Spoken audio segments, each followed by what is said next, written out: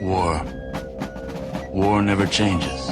You some kind of war junkie? Gentlemen, you can't fight in here. This is the war room. Welcome to the War 102 podcast, where we explore the doctrine, theory, philosophy, and history of warfare. I'm your guide, Paul Darling, and I want to share what I learned in nearly 30 years in uniform. So let's get to learning about the most influential activity in human history, war. Welcome to episode 110, Central America in the 80s. Now, I'd like to just dive right into Central America in the 80s, but you got to understand it, like everything else, in context. It may be hard to believe, but in the 70s, and I remember this, even though I was just a kid, that the prevailing, at least elite opinion was that communism was going to win. Now, they didn't say communism directly, most of them. Some did, but most didn't. They said, socialism. So going back into classic communist theory, socialism is the intermediate period between capitalism, socialism, and then communism. Socialism is in the middle. That is the period at which you need a government and the power of a government to seize control of everything, to educate the people to become the communist man, and eventually, having trained the entire population in how to be good communists, the socialist government would wither away, in Marx's words, leaving a communist utopia with no government. Everyone just doing what they were trained to do by these perfect schools. So, for example, the Union of Soviet Socialist Republic, which is obviously a socialist government, the USSR, the Soviet Union, was led by the Communist Party. So the Communist Party led socialist governments. Now, what happened was left-wing intellectuals, and there's air quotes going on when I say that, realized that the Soviet Union under Stalin was horrific. So they tried to separate that, socialism is different than communism. No, communism is stateless. It's a theoretical thing. There's never been real communism because communism involves no state. Socialism is the required intermediary government. So when people say that, I'm a socialist, but I'm not a communist, it's kind of disingenuous, either indicating that they're lying or they don't understand the origin of either the term socialist or communist. Now, maybe they're trying to redefine it, but they should redefine it in a different term. Marx creates the term. You have to respect where it comes from. You can't create your own etymology and origin of the word. So in the 70s, you had all sorts of people who were talking about the inevitable triumph of socialism, meaning communism. Hubert Humphrey, American politician, the wave of the future is not freedom, it is collectivism. We're all socialists now, according to the Prime Minister of Great Britain. The advance of socialism is as certain as the advance of tomorrow's sun, which was the Prime Minister of Sweden in the 1970s. Of course, Leonid Brezhnev, is the victory of communism throughout the world is inevitable. Brezhnev didn't pretend to separate between socialism and communism, even though he led a socialist republic, the USSR. Even, Richard Nixon, while not stating that the triumph of communism or socialism was inevitable, did state that the Soviet Union is a great power and it will remain one. We have to learn to live with it. He wasn't accepting that the United States would become socialist, but he was just saying the Soviet Union will never go anywhere. So in the 70s, you had these camps. You had the détente advocates like Nixon, like Kissinger. You had the outright socialists who denied wanting Soviet-style communism, but certainly wanting Soviet-style socialism. They wanted the same power that the Soviet Union had. They just thought they'd be better at it than Brezhnev or Stalin or Khrushchev or Lenin, many of them openly advocating for a Maoist type government. You hear all these euphemisms, Mao's great, so Stalin was a little bad. If they want a complete total government power in order to implement their utopian vision of the redistribution of resources, they're socialists, and they can't be communists because there's no government in communism. So the sophistry falls flat on me. So that was just some of the leadership. Then you get into the intellectuals. You had John Galbraith, who was a Harvard economist. The solution is socialism. Of course, you had the French economists. They're all over the place. You had Andre Groertz. Socialism involves the creation of increasingly extensive self-determined activities. So how do you self-determine activities in a socialist government? You don't, but that's kind of how it works. Ralph Miliband from the United Kingdom wrote Marxism and Politics, 1977. Capitalism generates inequalities and concentration of power incompatible with democratic ideals. Somehow socialism, it's not like the Soviet Union or China is having a whole lot of elections, or Cuba for that matter. So there's Herbert Marcuse from the Frankfurt School, Nikos Poulantzas, another French commie, Raymond Williams, socialism being the whole way of life. All of this to say, in the 1970s, the inevitable, I won't say triumph of socialism, but the movement towards socialism from capitalism, which was entirely in line with Marx. Marx said socialism will replace capitalism. These guys were just repeating Marx, and they were just doing it and trying to be a fancier way. But in the late 1970s and early 1980s, you had a third wave, and that these were personified by the anti-communists, who said that communism will fail. And the most notable of those, of course, is Ronald Reagan, but also Margaret Thatcher. So in the late 1970s, under Jimmy Carter, who was certainly of the Democrat socialist wing, while he wouldn't say he was, in his actions and in his words, he did not see capitalism as a superior system to socialism. So he abandoned the Somoza regime in Nicaragua, which was a pro-American regime, for the Sandinistas. So after Vietnam was over, the communist bloc was able to reallocate resources, and they targeted South and Central America. Now, there had been insurrections going on, communist insurrections going on in South and Central America since the 1950s. Jean Lartigue, a French author, who wrote a combination of both fiction and nonfiction books. His most famous book is The Centurions, which was a story about a French counterinsurgent force in Algeria, starting with its creation from the surrender of Dien Bien Phu, and then coming together in a Viet Minh prison camp, and then applying the lessons they had learned in French Indochina to Algeria, and all the moral quandaries that insurgencies and counterinsurgencies entail. It's a very good book. It followed up with The Praetorians, which was not nearly as good a book. It was actually quite disappointing when I finally got around to reading it. And Lartigue also wrote nonfiction books. He wrote about the leadership of the IDF in the 1960s. And he wrote a book called The Guerrillas, which was highlighting the insurrections of 1960s, 1950s. It was published in 1970. Communist insurrections in Central and South America. And he went country by country. It's a pretty good book. It does get repetitive simply because the pattern is repetitive. And so to go country by country of how communist insurgencies waxed and waned, ebbed and flowed, would be redundant because it's all somewhat the same. I will highlight Nicaragua because it was the first openly communist government in Central America, supported by both Cuba and the Soviet Union. So going off the domino strategy that was utilized in Southeast Asia with Vietnam, Laos, and Cambodia, stemming from Korea, and then before Korea, the Chinese Civil War, Jimmy Carter embraced the Sandinista communist government in Nicaragua in 1979.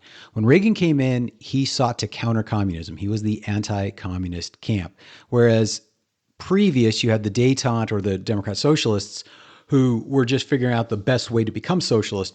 Reagan was fighting that. So he started with countering the Sandinistas with what was known as the Contras. So you had El Salvador, you had Honduras, you had insurgencies, Colombia, Venezuela.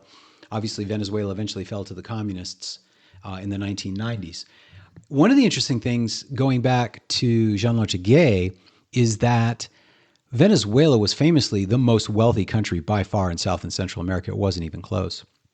And then by the end of Chavez and certainly Maduro, Venezuela was suffering horribly. Now, they still had their oil, but they had socialism. So it's interesting to note, like in Cuba, the most wealthy family in Cuba are the Castros. The most wealthy family in Venezuela was Chavez and then later Maduro. So there's still inequality of wealth. It's just the question of whether businessmen will have the bulk of the wealth or whether the communist dictator will have the bulk of the wealth. So with Nicaragua openly fomenting communist revolution throughout Central America, we sent advisors and arms to support El Salvador, Honduras, Costa Rica, to stop communist insurgencies that were being supported out of Nicaragua. So it was very much a proxy fight in there. And we often talk about how the insurgent always wins. In fact, the insurgent very rarely wins. We did particularly well by a combination of factors. So first, we were in our own backyard. It was easier for us to get arms and munitions. We had a coast. We could dominate with our Navy. We could supply the friendly governments easily. We had learned in Vietnam the tactics, techniques, and procedures that effectively counter insurgents, hence counterinsurgency. And we had a cadre of mid-grade, what we call field grade officers and senior NCOs who had spent years in Vietnam learning on the ground how to fight an insurgent and then teaching those lessons to our partners. And we sent our SF group. For those who don't know, Special Forces has several groups. Each one is regionally aligned. You have first group, which is Asia. You have third group, which is Africa. Fifth group, which is the Middle East. Seventh group, which is the South and Central America, and then 10th group is Europe. So part of the reason is they skip, and there's 10 groups, is it was kind of a disinformation, as I understand it, where they wanted the Soviet Union to think there was more special forces than there really was. So 7th group in South and Central America often had native Spanish speakers, a lot of them obviously in the United States military, and they would recruit first-generation Americans to join, be part of that. We've kind of gotten away a little bit from the language because so much of our combat operations in the past 20 years was Middle East. So just because you're part of, not part of 5th group, not part of the Middle Eastern group, all the special forces units would rotate in and out of the Middle East, even though it wasn't the region. So we had these highly trained people who spoke the language, spending multiple rotations, going down for 6 months, coming back for 6 months, spending a year, advising, really becoming experts on the ground. And the fact is, our efforts to thwart additional communist governments during the 1980s were effective. Reagan's anti-communist stance worked. It worked so well that the Democrats tried desperately to stop them. So we talk about the Iran-Contra affair. To remind, the U.S. government said, you can't support the anti-communist forces in Nicaragua. And they leveled accusations of rape, torture, kidnapping, all these things. Now, I will say these are probably true, but I'll also say that the communist insurgents and the communist dictatorships utilize the exact same tactics, techniques, and procedures as the pro-Western. They're all guilty of the same types of crimes. These are things that happen in these types of wars. And it was a blatant double standard. The Sandinistas took over in Nicaragua on a campaign of kidnapping the family members of the government. They kidnapped thousands of them, and that was how they gained political prestige. Jimmy Carter had no problem embracing the Sandinistas, who raped, murdered, kidnapped, just like everyone else. But it's hard not to level the accusation of being pro-socialist, if not abject pro-communist, when all the actions indicated that. When he gave away the Panama Canal, and we'll talk about Panama in and of itself, because that country, due to the nature of the invasion of 1989, as well as the Panama Canal and how Panama was created, deserves its own episode. So, yes, there were endless accusations. And this goes back to every time communists overthrow a government, it's a revolution. Every time anti-communists overthrow a government, it's a coup. Well, no, they're all the same thing, okay? If you overthrow a government, you can call it a coup, you can call it a revolution, but it's the same in the end. And so these different standards for different terms, if you can't be intellectually honest and consistent, then it's hard to take you seriously. So what are the lessons learned from all this? And this is a quick episode. I'm behind the 8 ball, not going to lie. I didn't have a lot of time to prep this. This was a request from someone who's a foreign area officer. So the military has foreign area officers, and they are assigned certain regions. And this guy is I think a Central or South American foreign area officer, which we call a FAO. And he's like, could you touch upon that? The 1980s. So yes, I am touching upon that. And what I want you to take away from this lesson is, one, to understand that intellectually in the 70s, the triumph of socialism and communism was taken for granted in many circles in the West, to include the President of the United States and Jimmy Carter, to include the Prime Minister of Great Britain, to include the Prime Minister of France, to include the Prime Minister of Sweden, to include government entities in Germany, and plenty of intellectuals, if not the vast majority of intellectuals. You had fields of study called Sovietology, where they just studied how communism was going to conquer the world. It's hard to overstate the impact of having true anti-communists in both Margaret Thatcher and Ronald Reagan come to the fore and completely countering the prevailing narrative and being called crazy for it. It wasn't just that Reagan was despised for his economic policies, though he was despised for countering the taken for granted narrative of the intellectual class that socialism was just going to inevitably take over for capitalism, just as Marx had written. These guys were Marxists in everything but name, and I think if they were honest in their little cocktail parties, making their hundreds of thousands of dollars, they would say that, yeah, they're Marxists. But you couldn't say that out loud after what had happened with Stalin and just the atrocious abuses that happened in China and the Soviet Union under communist governments. So first you have to have the will to understand that, yes, we can counter and defeat communism because it's not a very good mechanism to motivate people to fight, because essentially is grounded in greed and selfishness. Someone has more than I do. I don't like that. I want more. Well, if you want more, you can't get more if you're dead in a fight. And the reason this is important is because of the successful lessons that we learned in the 1980s when we talk about hearts and minds, which came from Galula, which we discussed earlier. It's easy to heart and mind a communist insurgency. It's easy to say, hey, we can do better than communism. And here's an example. At this point in the 1970s, certainly the 80s, you could look at North Korea and compare it to South Korea. You could look at East Germany, compare it to West Germany. You could look at what was happening in Vietnam and China and the Soviet Union. You could look at Cuba. None of the people in these countries, their lives did not improve. They got worse. And certainly with East Germany, West Germany, South Korea, North Korea, you could explicitly demonstrate that those who were on the Western side in South Korea and West Germany were in every conceivable measure doing better than those on the communist side. So you can present these facts. And while the intellectual class and the vanguard and the revolutionaries who seek to control this future socialist government will never be swayed, it was easy to get the foot soldiers to come over. So hearts and minds works when you're fighting a communist insurgency. It's a good tactic. But when you're fighting an Islamic insurgency, you're not going to out heart and mind a true believer. There's nothing the West can offer that's better than Allah to a Muslim. It's impossible. So we dusted off our anti-communist counterinsurgency techniques, which were successful and did very, very well. And we try to apply them in Afghanistan and try to apply them in Iraq, and they failed. And the reason they failed is ultimately it's just a better ideology for fighting. There's a reason Islam dominates from Morocco to Malaysia. This huge swath just north of the equator, basically across the entire globe, with the exception of South and Central America. And I don't think the State Department or the senior leadership within the Department of Defense, now War Department, were willing to acknowledge that it is the ideology which motivates our enemies, which is by far the most important thing to analyze, and to think that we are going to explain what real Islam is to a Taliban, which literally means student or students. We're going to tell Osama bin Laden what Islam really is. It just doesn't work. And that's why we failed. And we'll continue to fail unless we acknowledge the strength of Islam as a motivating ideology for creating a warrior force and certainly for an insurgency.